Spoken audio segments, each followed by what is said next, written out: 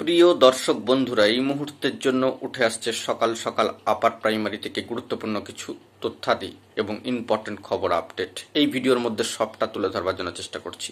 বন্ধুগণ, ভিডিওটিকে তাই শেষ পর্যন্ত ওয়াচ করবেন, কোনোভাবে স্কিপ করবেন না। চ্যানেলটিকে অতি অবশ্যই সাবস্ক্রাইব করে নিয়ে সঙ্গে থাকবেন। তো চলুন কথাবার্তা না বাড়িয়ে আমরা মূল টপিকেই ফোকাস করি, সময় নষ্ট না করে। ইতিমধ্যেই আপনারা জেনে গিয়েছেন কন্টেম মামলার খবরাখবর। কার্যত সেখান থেকে কোনো বার্তা বিগত ডেটে কিন্তু উঠে আসলো না, অপেক্ষার প্রহর বাড়ল। পাশাপাশি এটাও জানিয়ে রাখা দরকার, 233 রিভিউ মামলার ক্ষেত্রেও কিন্তু কার্যত বলা যেতে পারে কোনো বার্তা উঠে আসলো না।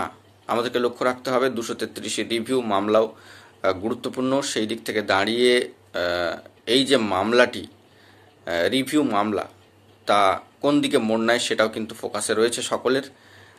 এই 233 রিভিউ মামলা কোন দিকে মোড় নেয় সেটা যেরকম লক্ষণীয়, তেমনি কন্টেম মামলাও কোন দিকে মোড় নেয় সেটাও লক্ষণীয়। তবে বিগত ডেটে দাঁড়িয়ে দেখা গেল যে এই মামলা থেকে কোনো বার্তা কিন্তু উঠে আসলো না, অপেক্ষার প্রহর কিন্তু বাড়ল। তো আজকে 18 তারিখ, বেশ কিছু দিন অতিক্রান্ত হওয়ার পরে এই মামলাগুলি থেকে কি আপডেট উঠে আসে, কি প্রোগ্রেসিভ স্ট্যাটাস উঠে আসে, সেই দিকে আমরা ফোকাস রাখছি, সবটা তুলে ধরবো।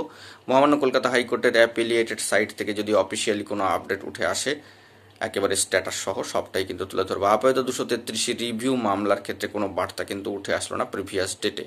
তো এখন এটুকুই, ভালো থাকবেন। চ্যানেলটিকে অতি অবশ্যই সাবস্ক্রাইব করে নিয়ে সঙ্গে থাকবেন জরুরি আপডেটগুলি পাওয়ার জন্য। ধন্যবাদ।